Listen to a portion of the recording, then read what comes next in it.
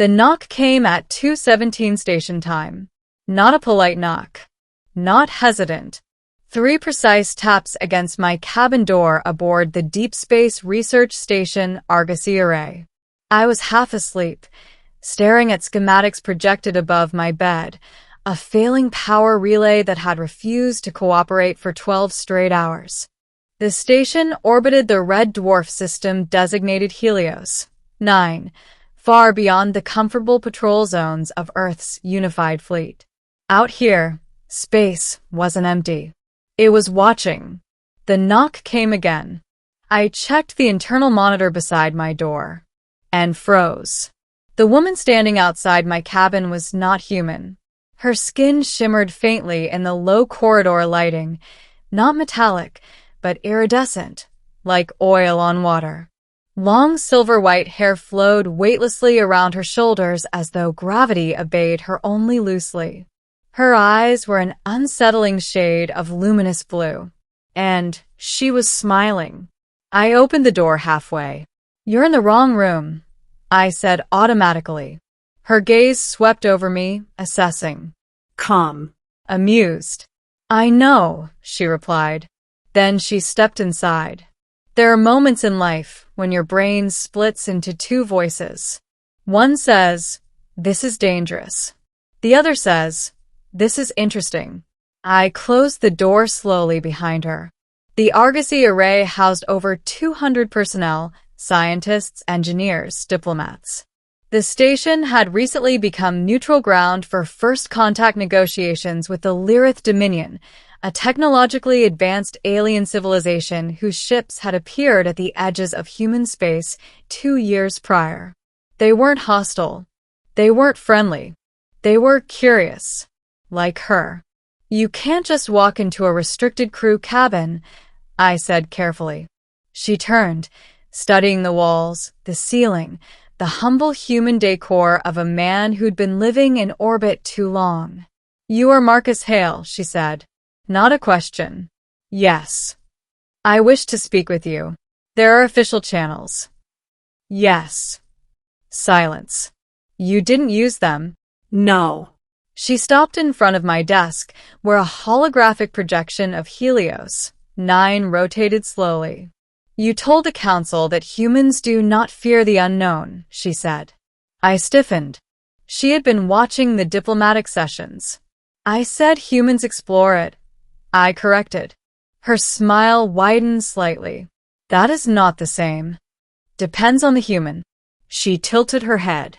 "You are not afraid of me." "I don't know enough about you yet," I replied. "Fear requires context." Her eyes brightened faintly at that. "You see," she said softly, "that is why I chose your room." Her name was Aelyra. She was not merely part of the Lyrith diplomatic delegation. She was something else entirely. I learned that over the next hour. The Lyrith, it turned out, did not operate as a singular government. They functioned through layered consensus clusters, scientific, military, philosophical. Aelyra belonged to none of them. She was a Pathfinder, a rare designation within her species, individuals sent ahead of major decisions to evaluate emerging civilizations independently, quietly, personally. "You are assessing humanity?" I asked. "Yes." "And you decided to start with me?" "You spoke differently from your leaders." I laughed softly. "That's not hard." She ignored the joke. "When the council questioned whether humanity would submit to technological oversight, you refused." "Because we wouldn't." "You said," she continued, "that humans would rather fail on their own than succeed under control." "That's not entirely true," I said. "We accept help. We don't accept chains." Her gaze sharpened. "That distinction matters to you. It matters to most of us." She stepped closer. I became acutely aware of the confined space of my cabin. "You believe your species is ready to stand beside mine," she said. "Yes." "Even though your fleets are weaker?" "Yes." "Even though your lifespan is shorter?" "Yes." "Even though we could dominate you?" I held her gaze. But you haven't. Silence stretched between us. No, she admitted. We have not. The next morning, the station buzzed with rumors. Security logs had recorded an unidentified Lyrith entering my sector, but had not flagged it in time. By the time Command traced the movement, Aelyra had already returned to her assigned diplomatic quarters. I was summoned immediately. Commander Reyes stared at me across the briefing table. Do you have any idea what you've done? She demanded. I had a conversation with a high-ranking alien operative who bypassed station protocol. She didn't harm anything. That's not the point. I leaned forward. She's not here to sabotage us. And how do you know that?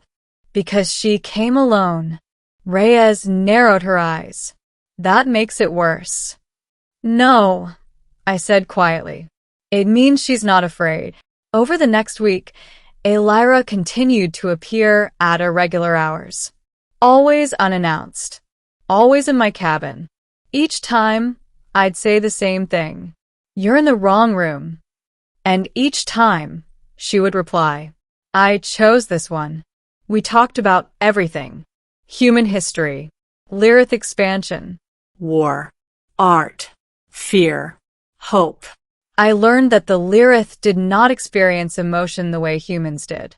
Their connections were structured, deliberate. They bonded through shared purpose, not impulse. You are chaotic, she observed one evening as we watched solar flares erupt from Helios 9. Guilty. You build alliances with former enemies. Also guilty. You trust individuals over institutions. Sometimes institutions fail. She considered that. Your unpredictability is dangerous. To you? To everyone. Yet you're still here. Yes, she said softly. I am. The attack came without warning. Not from the Lyrith. From something else. A rogue faction within human space. Extremists who believed alien contact would lead to subjugation. They had tracked the diplomatic summit to Argosy Array, and they intended to end it. Explosive charges detonated along the station's outer ring at 3:02. The lights flickered. Artificial gravity faltered. Alarms screamed through the corridors. I was thrown against my cabin wall as the deck lurched violently. The door slid open. Aelyra stood there, perfectly balanced despite the chaos. You are in danger, she said calmly. No kidding. She extended her hand. Come. We ran. Smoke filled the corridor. Emergency bulkheads were sealing section by section. Through viewport panels, I could see debris drifting in vacuum, pieces of the station torn free. They are targeting the diplomatic wing, she said. They're trying to provoke war, I realized. Yes.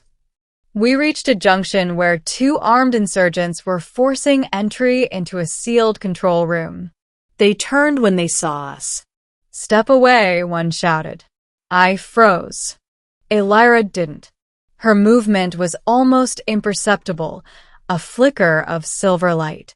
The weapon in the first man's hands disassembled itself midair, components twisting apart as though reality had forgotten how they fit together. The second insurgent lunged. She intercepted him with controlled force, disabling rather than killing. You could have ended them, I said, breathless. Yes. Why didn't you? She met my eyes. Because you would not have. We reached the central command chamber just as another explosion rocked the station. Commander Reyes was coordinating evacuation protocols. When she saw Aelyra beside me, her hand moved toward her sidearm instinctively. Stand down, I said quickly. She's helping. Reyes hesitated. Aelyra stepped forward. These attackers do not represent your species, she stated. No, Reyes said tightly. They intend to fracture alliance. Yes. Aelyra looked at me. This is your test. My test. You claim humanity seeks partnership, not domination. Show me. I turned to Reyes. We need to broadcast a joint message, I said. Human and Lyrith together. Now. During an attack? Especially during an attack. Minutes later, as emergency crews fought fires and security teams subdued insurgents, the station's communication arrays transmitted a live feed across both human and Lyrith channels. I stood beside Aelyra. This assault does not define us, I said into the camera. Fear will not decide our future. Aelyra continued seamlessly. The Lyrith do not judge a civilization by its extremists, she said. We judge by its response. Behind us, humans and Lyrith worked side by side to stabilize the station. The Argosy Array stands. I finished. Together. The attack was contained within hours. Damage was severe, but not catastrophic. More importantly, war had been avoided. In the aftermath, Lyrith High Consensus transmitted a formal declaration. Humanity would be recognized as an equal partner species within shared research and defense initiatives. It was unprecedented.